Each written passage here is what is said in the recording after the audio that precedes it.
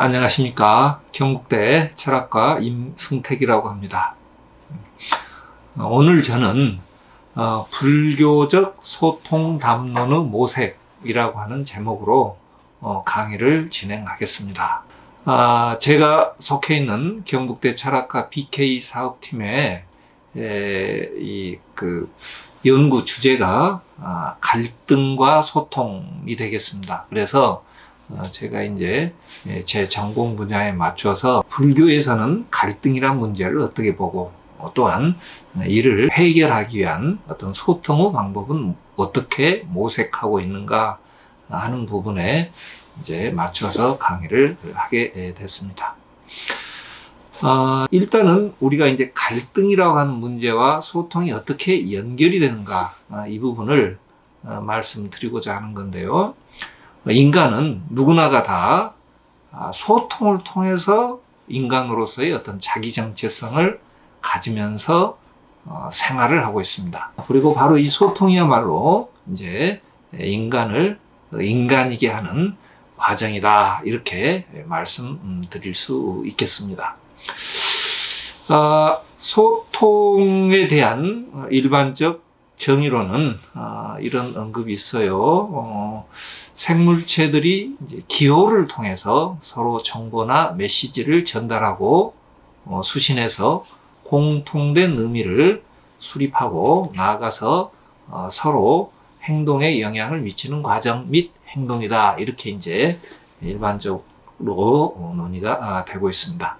바로 이 소통이 왜 갈등과 긴밀한 연관관계에 있냐라고 할 때는요, 바로 그 소통이 갈등 해결에도 도움이 되지만은 사실은 갈등이 갈등으로 구체화되는 양상에 있어서도 소통이 어떤 특별한 역할을 한다. 이건 이제 소통이라고 하는 것에 역기능적인 측면이 되겠죠. 바로 이러한 문제 때문에 우리가 갈등과 소통을 함께 살펴보아야 한다, 이렇게 이야기를 할 수가 있겠습니다. 소통은 관계 개선이나 갈등 해소를 위해서도 필요하지만은 관계 불만족이나 그다음에 갈등의 증폭 요인으로 작동하기도 합니다. 특히 이제 최근에 첨단 커뮤니케이션 테크놀로지의 발달은 갈등과 불만을 고속으로 전파하는 그런 어떤 역기능적인 측면을 수행하고 있습니다. 예컨대 많은 단체들이 소셜 미디어 영역에 뛰어들어서 서로 합세함으로써 상대 세력을 적대적으로 만들고 사회적 분열을 가속화하는데 앞장서고 있는 사실이 우리에게 목격되고 있습니다. 예컨대 급진적인 형태의 소셜 미디어들이 자기들만의 어떤 블록을 구축해서 서로 간의 어떤 대화의 장벽을 높여가는 그런 모습들을 우리는 어렵지 않게 목격을 할 수가 있습니다.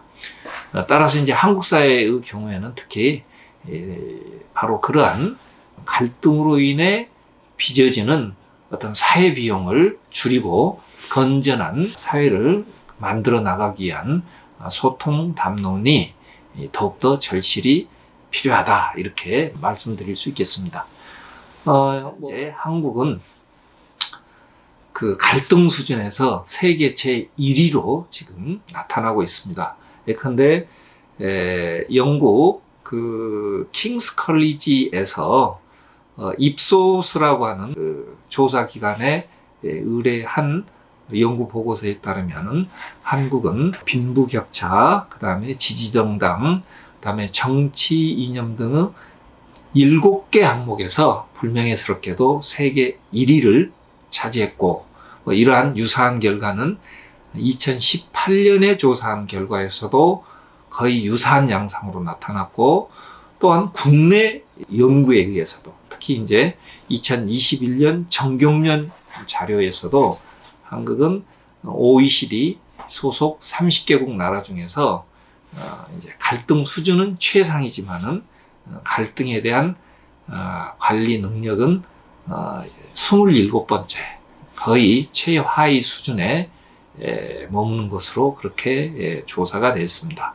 이런 부분들은 우리가 갈등을 해소하기 위한, 다시 말해서 건전한 사회를 이끌어 나가기 위한 어떤 소통 담론을 더욱더 우리 사회가 필요로 한다라고 하는 부분을 말해준다, 이렇게 이야기할 수 있겠습니다.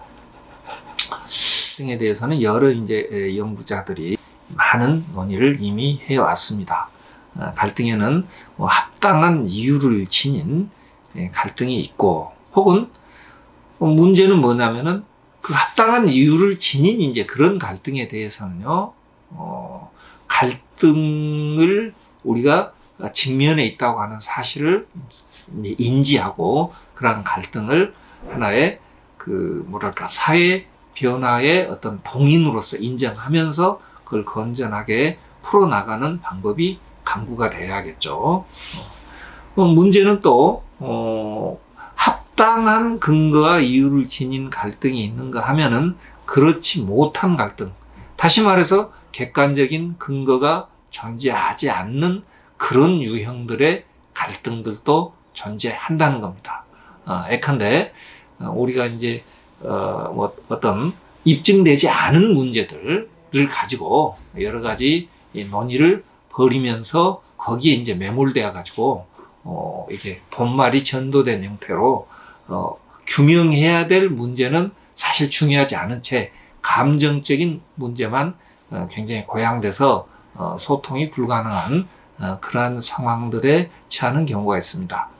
많은 갈등 연구자들의 연구에 따르면은 바로 이 후자 갈등이 적지 않은 갈등 양상으로 그렇게 보고가 되고 있습니다.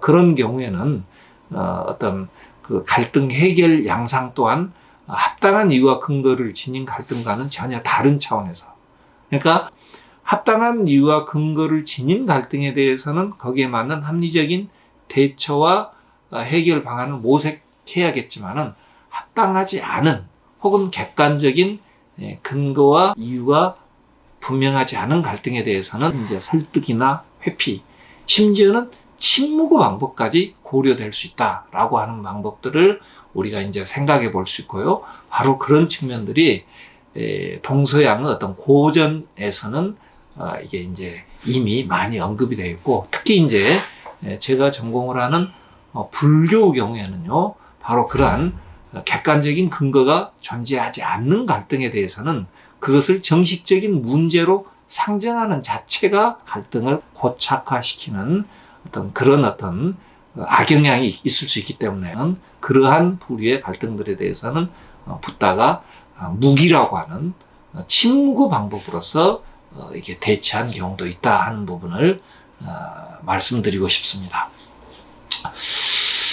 여하튼 우리가 이제 갈등 문제를 접근해 나가는 데 있어서 여러 가지 방법들, 거기에 대해서는 적극적인 해결책이 이야기될 수도 있고, 혹은 침묵이나 혹은 회피 전략이 필요할 수도 있다.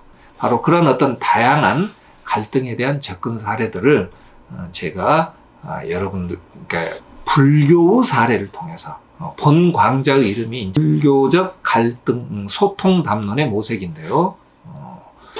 그런 어떤 여러 가지 불교적 어떤 지혜를 이 기회를 통해서 여러분들에게 말씀드려보고 싶습니다. 사실 갈등 해결을 위한 불교적 논의를 이제 살펴보자면요, 이미 화쟁, 다시 말해서 쟁의죠, 다툴쟁의죠, 다툼을 화해시키는 논리에서 화쟁의 논리가 이미 많이 학계에 이야기가 되고 있습니다. 다시 말해서 다툼을 화해시킨다라고 하는 그 신라시대 옹효대사의 화쟁의 어떤 그 방식이 우리 사회에 이제 불교적인 관점에서 생각해 볼 수 있는 갈등 해결을 위한 어떤 소통의 모색에서 참고가 될 수 있겠다, 이렇게 생각하고요. 바로 그 부분을 지금부터 이제 말씀드려보고자 합니다. 그리고 더불어서 여기에서 좀 더 나아가서 그 화쟁의 논리가 최초기의 초기 불교에서는 어떤 방식으로 표현되고 있는가, 두 차례 제가 이 강의를 계획하고 있습니다. 첫 번째에서는 온유 화쟁을 중심으로 해서 제가 소통의 문제를 한번 논의를 해 보겠고요. 두 번째 가서는 초기 불교의 어떤 가르침을 중심으로 해서 소통의 문제를 모색해 보도록 하겠습니다. 화쟁이라고 하는 것은요, 그 어떤 쟁론을 화해시킨다 이런 의미인데, 온효 스님에 의해서 이제 이 화쟁의 논리가 구체가 됐는데, 신라시대 때 인도사회에서 거의 1000년의 역사를 두고 점진적으로 발전해 온 불교 어떤 교리가 이제 신라에 수입이 되면서는 거의 동시에 수입이 됐습니다.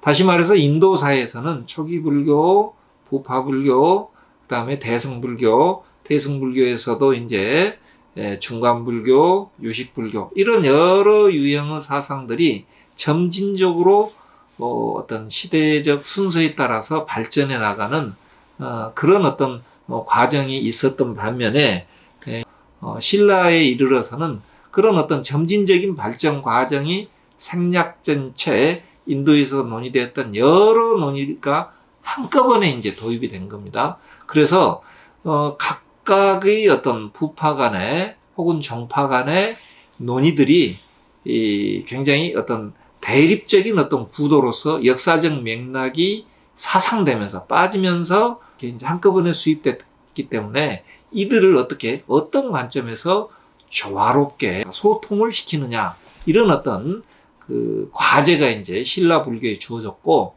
이를 해결하기 위한 논리로서 이제 화쟁의 논리가 제시됐다. 그래서 이제 어떻게 보면은 불교 연구자들도 이 화쟁의 논리는 불교 내부의 다양한 이견들을 소통시키기 위한 방법론이지, 사회적 갈등으로까지 화쟁의 논리를 확대시켜서 이야기하는 데는 무리가 있다, 이렇게 이제 주장하시는 분들이 많습니다. 그리고 이제 제가 바로 이런 화쟁의 논리를 소개하는 대표적인 네 학자들의 논리를 정리해 봤습니다. 예컨대 이제 김영일 선생님이 이제 정리하신 원효의 화쟁에 관한 어떤 그 입장에는 이런 언급이 있습니다. 원효의 화쟁은 진리에 눈을 뜬 사람의 입장에서 어리석은 중생들을 제도하기 위해서 제시되었다.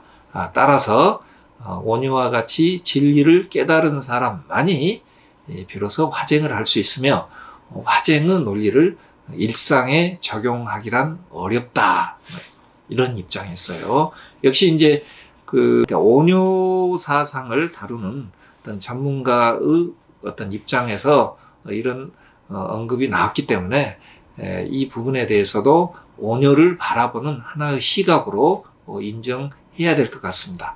그런데 이제 이런 방식으로 온효의 화쟁을 우리가 수용하게 되면은요, 화쟁, 다시 말해서 쟁론을 다루기 위한 혹은 쟁론의 사항을 대처해 나가기 위한 어떤 소통의 논리로 화쟁을 활용하기에는 좀 어려운 측면이 있다 하는 것을 이야기할 수 있겠습니다. 김영일 선생님의 어떤 입장과 비슷하면서도 어떤 온효 사상을 좀 깊이 있게 좀 다루고자 했던 견해로서요, 고용섭 선생님이 언급한 이런 언급이 있습니다. 전체를 본 사람만이 통합을 이야기할 수 있고, 본질을 본 사람만이 화회, 이게 이제 조화로울 화자의 모일 회자 이렇게 되겠죠. 화해를 구현할 수 있다. 온효는 일심이라는 전체를 보았고 일심의 근원이라는 본질을 본 사람이었기에 화쟁하고 회통할 수 있었다. 이런 입장이 있습니다. 이 입장 역시 온효는 어떤 전체를 이해한 사람의 입장에서 이제 화쟁의 어떤 가능성을 보았다. 이런 어떤 논리가 되겠습니다. 그 다음에 이제 세 번째 입장으로서 조성택 선생님의 인에서 제가 따온 건데요. 화쟁에 전제된 개시개비. 개시개비라고 하는 것은 모든 것이, 모두 개자죠. 모든 것이 그렇고 모든 것이 아니다. 그러니까 모든 것이 그럴 수도 있고 모든 것이 아닐 수도 있다. 이런 논리입니다. 그런데 여기에는 개시개비의 논리는 그 모든 것에는 자기의 주장까지가 포함됩니다.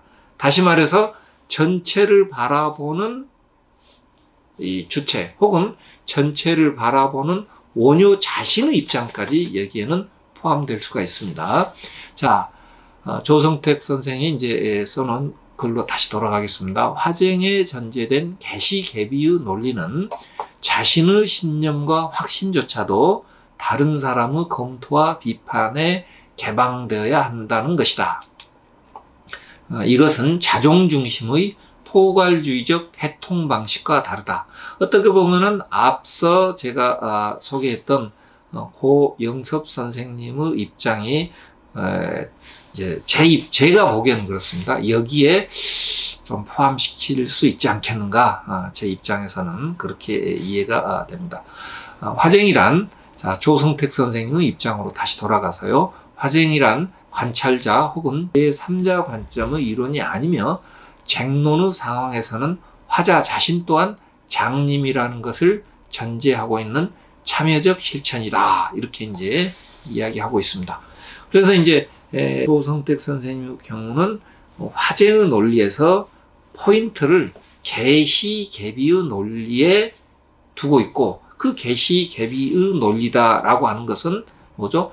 자신의 입장에 대한, 자신을 중심으로 타자를 포섭하는 게 아니라 자신 또한 타자의 비판이나 검토에 개방되어 있다고 하는 것을 전제로 한다 이겁니다. 바로 이제 그런 맥락에서 조성택 선생은 쟁론의 상황에서 화자 자신도 또한 장님이라고 하는 것을 전제로 하고 있기 때문에 자기 자신에 대한 어떤 반성을 전제로 하는 그런 어떤 논의는 제가 보기에는 불교적 논의의 어떤 테두리 안에서만 적용될 수 있는 그러한 어떤 화쟁이 아니라 불교 위외의 어떤 쟁론 상황에서도 적용될 수 있는 논리가 되지 않을까, 그렇게 생각해 봅니다. 조성택 선생님과 비슷하면서도 제가 보기에는 조금 더 구체적으로 화쟁의 논리를 이제 전개시키는 입장으로서 박태원 선생의 경우를 제가 실어봤습니다. 원효의 화쟁은 어떤 견해가 어디까지 타당하고 어디부터가 부당한가를 적절하게 식별하는 능력을 전제한다. 이것은 견해의 계열 혹은 그 계열의 의미 맥락이라고 이해할 수 있는 문의 구분과 함께, 다시 말해서 이제 원효는 여러 가지 견해들을 활동시키면서 그 견해들을요 문으로 나눴어요.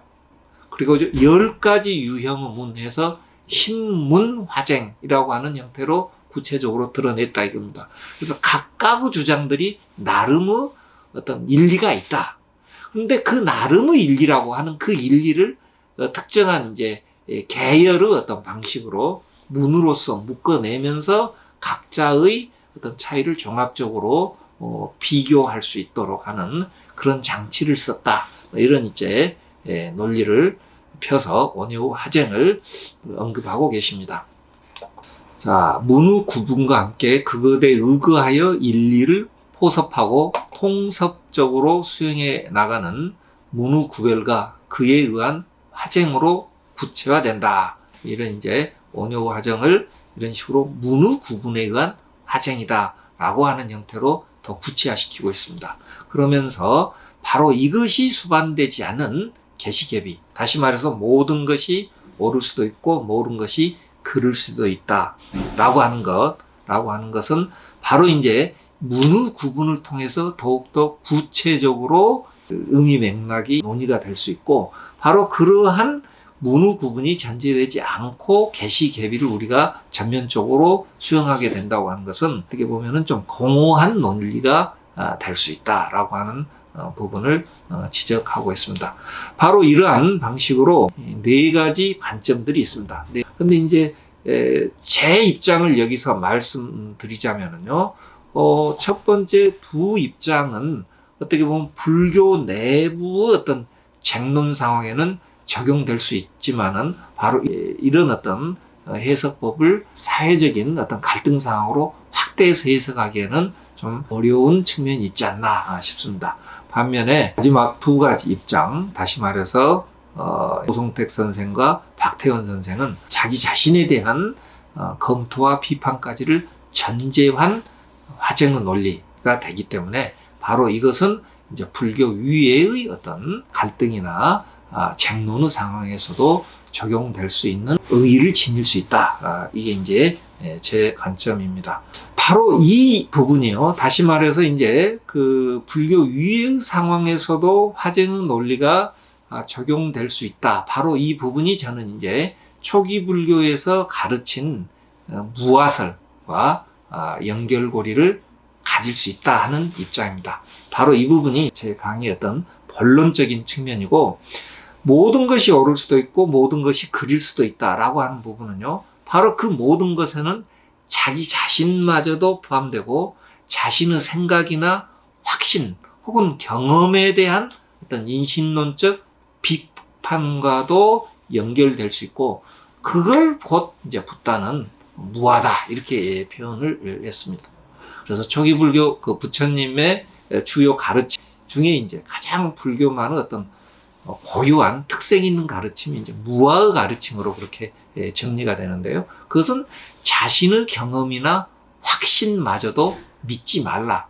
자신의 경험, 이건 바로 이제 오온으로 이야기되는 거죠. 색, 수, 상, 행식. 바로 여기에 대해서 지나친 확신이나 혹은 자기동일시 혹은 자기 어떤 소유로 보지 말라. 이게 이제 무화설이고요. 바로 이러한 논리는요, 자기 자신에 대한 지나친 확신과 어떤 집착을 경계하라는 의미가 되기 때문에 바로 이러한 논리는 오녀의 계시 계비 사상과 그대로 맞닿아 있고, 바로 그런 계시 계비의 어떤 논리와 일관된 맥락으로 우리가 이해할 수 있다 하는 지점을 말씀드리고 싶습니다.